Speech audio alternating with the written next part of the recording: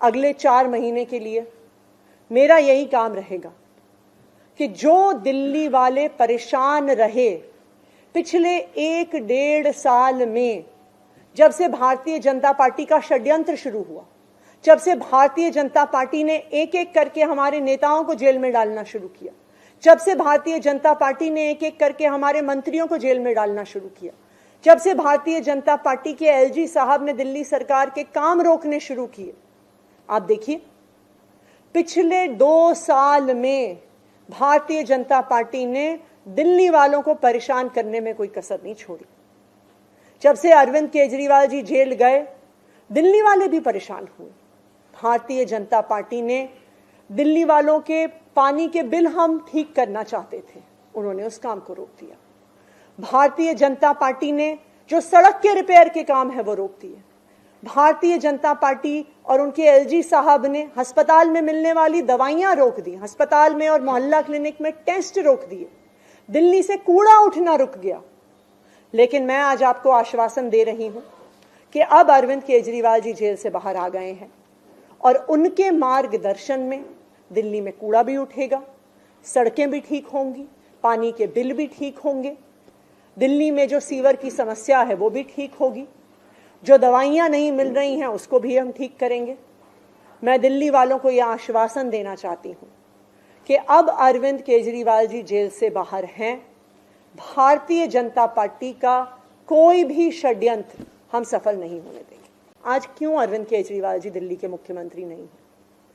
क्योंकि भारतीय जनता पार्टी की केंद्र सरकार ने अरविंद केजरीवाल जी के खिलाफ षड्यंत्र रचा, उन पर झूठे मुकदमे लगाए, उनको इन झूठे फर्जी मुकदमों में गिरफ्तार किया, उनको 6 महीने से ज्यादा जेल में रखा, उनको तोड़ने की, उनको दबाने की हर संभव कोशिश करी। लेकिन अरविंद केजरीवाल जी टूटे नहीं, अरविंद केजरीवाल दबे नहीं। अरविंद केजरीवाल जी को सुप्रीम कोर्ट ने जमानत दी, एक ऐसे कानून में जमानत दी जिसमें टीएमएलए में जमानत मिलना लगभग असंभव होता है, और सुप्रीम कोर्ट ने ना सिर्फ उन्हें बेल दी बल्कि बेल देते हुए केंद्र सरकार के मुंह पे तमाचा मारा और कहा कि अरविंद केजरीवाल जी की गिरफ्तारी एक दुर्भावना के तहत हुई थी।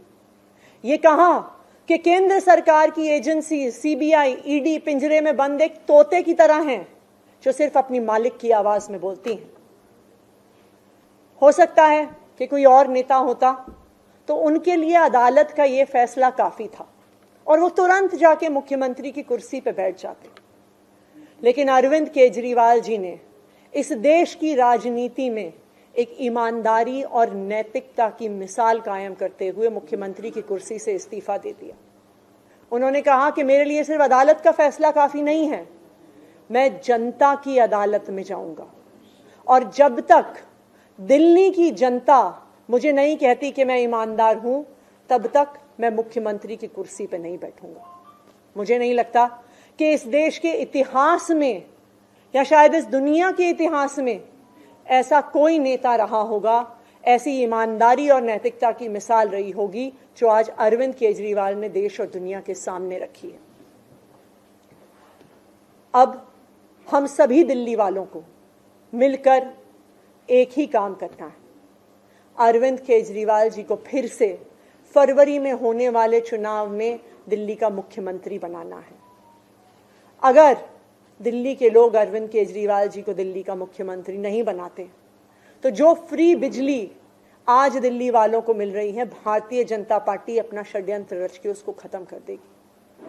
जो सरकारी स्कूल अरविंद केजरीवाल जी ने सुधारे हैं वो फिर से बदहाल हो जाएंगे, मोहल्ला क्लिनिक बंद हो जाएंगे, अस्पतालों में इलाज बंद हो जाएगा, महिलाओं की फ्री बस यात्रा बंद हो जाएगी।